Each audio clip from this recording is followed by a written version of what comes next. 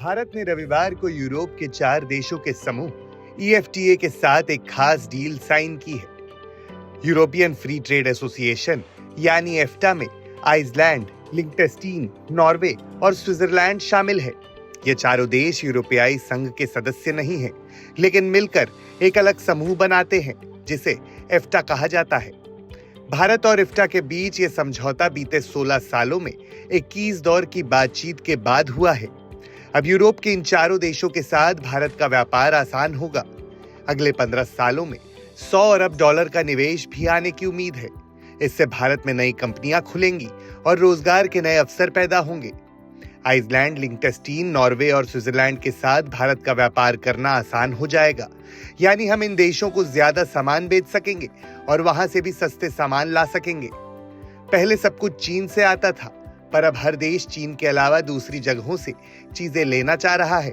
ऐसे में भारत के लिए ये बहुत बड़ा अवसर है। EFTA का मुख्य काम इन 4 देशों के बीच व्यापार को बढ़ावा देना है। मतलब कि इन देशों के बीच सामान खरीदने और बेचने पर कोई टैक्स नहीं लगता है। EFTA भारत का 5वां सबसे बड़ा व्यापारिक भागीदार है। 2023 में भारत और EFTA देशों के बीच $25 बिलियन का व्यापार हुआ था। भारत को भी अपने ज्यादातर बड़े व्यापारिक साझेदारों के साथ व्यापार घाटा होता है। यानी हम उन देशों से ज्यादा सामान मंगवाते हैं जितना उन्हें हम बेचते हैं। अमेरिका के अलावा ये हाल लगभग सभी देशों के साथ है। ऐसा ही कुछ पहले किए गए FTA समझौतों में भी हुआ है।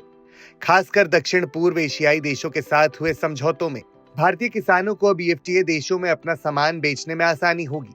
वहां कम टैक्स देना होगा या बिल्कुल नहीं देना होगा। इससे किसानों को ज्यादा मुनाफा होगा। पढ़े लिखे भारतीयों को EFTA देशों में जाकर नौकरी करने के ज्यादा मौके मिलेंगे। साथ ही ये समझौता सिर्फ व्यापार के बारे में नहीं है, बल्कि बौद्धिक संपदा और लैंगिक समानता जैसे विषयों पर भी सहयोग बढ़ाएगा। हालांकि भारत अभी भी गोल्ड पर लगने वाले टैक्स को कम नहीं करेगा।